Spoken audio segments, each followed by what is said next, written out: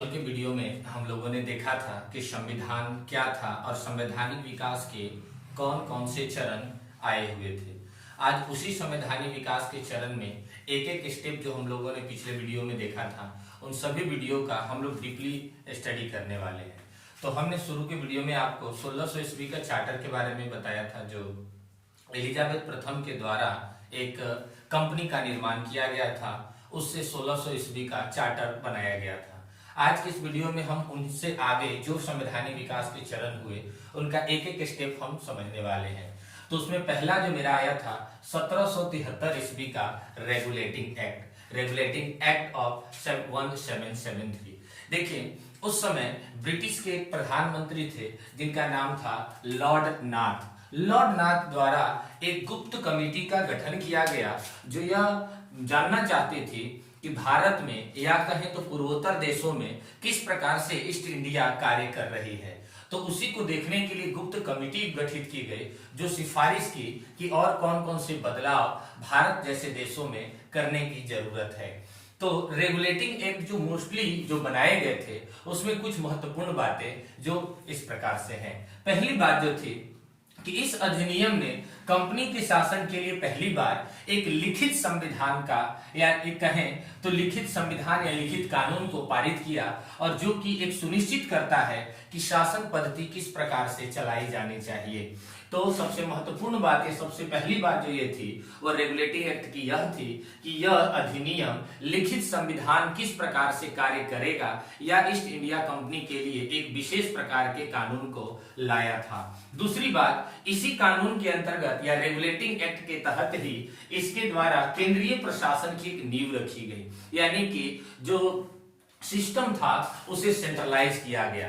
तीसरी बात यह थी, जो इसकी सबसे महत्वपूर्ण बात थी, वह यह थी कि बंगाल में उसी समय यानी एक्ट के बनने के लगभग 1 वर्ष के अंदर ही, या पूर्णतः 1 वर्ष नहीं हुए थे, लगभग 1 वर्ष के अंदर ही 1774 ईस्वी में कलकत्ता में ही एक सर्वोच्च न्यायालय की नींव रखी गई। और ये जो सर्वोच्च न्यायालय था, जिसमें 4 न्यायाधीश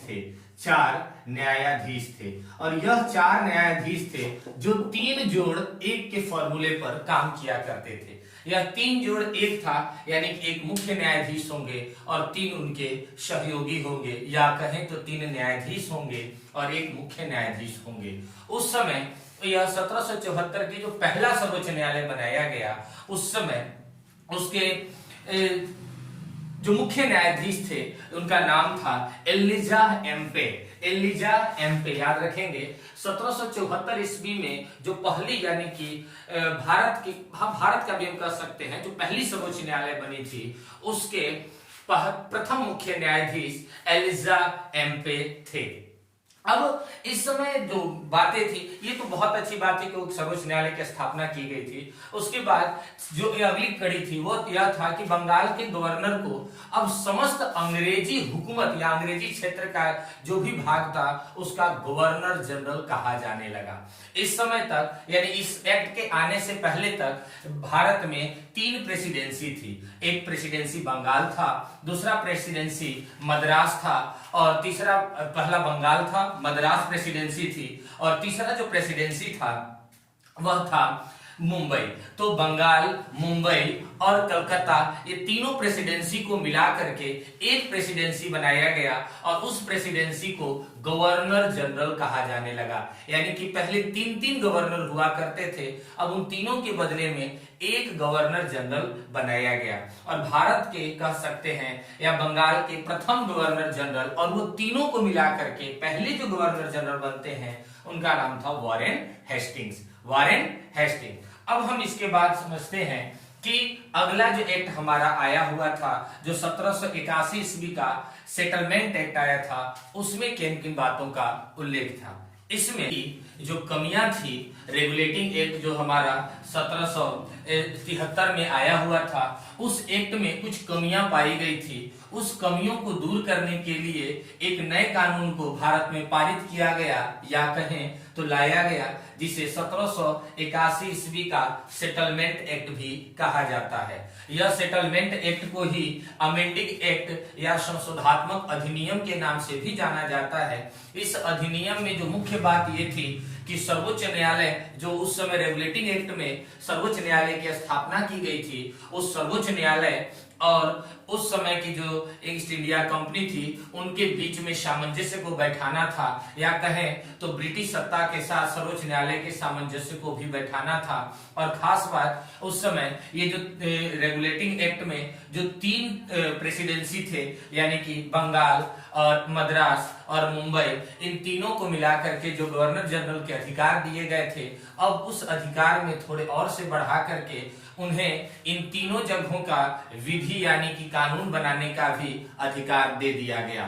इसके बाद आता है पिट्स इंडिया एक्ट, यानी कि यह 1784 ईस्वी में आता है। तो हम अगला टॉपिक जो पढ़ रहे हैं 1784 ईस्वी का पिट्स इंडिया एक्ट। 1784 का पिट्स इंडिया एक्ट, इसमें किन किन बातों का उल्लेख था, आइए समझते हैं। इस एक्ट को ब्रिटिश कालीन जो ब्रिटिश संसद में वहां के उस समय के प्रधानमंत्री थे विलियम पिट, याद रखेंगे तत्कालीन प्रधानमंत्री विलियम पिट ने इस एक्ट को ब्रिटिश संसद में पारित किया था, जिस कारण इस एक्ट का नाम पिट्स इंडिया एक्ट 1784 रखा गया। वास्तव में इसमें कुछ और भी, या कह सकते हैं कि जो अभी तक जितने सारे संविधान बन के आ रहे थे या जितने सारे नियम बन के आ रहे थे, धीरे धीरे उनमें उनके पीछे वाले जो भी कानून थे या नियम थे, उनमें धीरे धीरे उसका विकास किया जा रहा था, या कहें तो उसमें संशोधन किए जा रहे थे। उसी संशोधन के कड़ी में यह एक महत्वपूर्ण कड़ी साबित हुई, या इसमें कुछ बहुत महत्वपूर्ण बातों का भी उल्लेख होता है। इसमें जो मुख्य बात थी कि गवर्नर जनरल के जो 4 सदस्यीय टीम थी, उसे अब घटा करके 3 सदस्यीय कर दिया गया। दूसरी महत्वपूर्ण बात यह थी कि इसमें अपराधी को क्षमादान नहीं मिलेगा, और यह अगर कोई भी व्यक्ति भारत में यदि कोई गलती करता है तो उसकी सुनवाई इंग्लैंड में होगी, जो इस कानून के या इस एक्ट की सबसे बड़ी कमी थी। जो आगे भी हम बहुत सारे एक्ट के बारे में पढ़ेंगे जहां ऐसे ऐसे चीजों का वर्णन किया गया है। तो इसमें जो मुख्य बात यह थी कि अपराधी को किसी प्रकार का कोई क्षमादान नहीं मिलेगा, और यदि कोई अपराधी भारत में कोई गलती करता है तो उसकी सुनवाई इंग्लैंड की अदालत में होगी। दूसरी बात, इस एक्ट का जो महत्वपूर्ण कड़ी हुआ वो यह हुआ कि जो ईस्ट इंडिया कंपनी थी उसके लिए 2 तरीके से या उसमें कुछ बदलाव किए गए, और उस बदलाव में ही व्यापारिक एवं राजनीतिक क्रियाकलापों को अलग अलग कर दिया गया।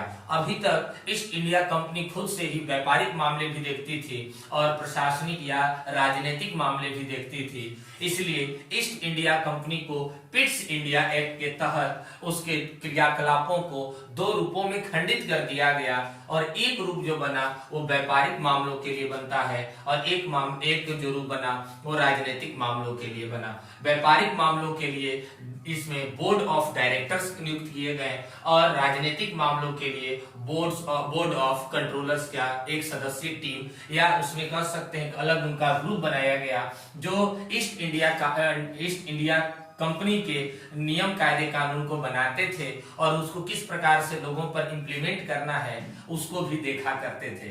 अब हम समझते हैं अगला 1833 ईस्वी का चार्टर अधिनियम।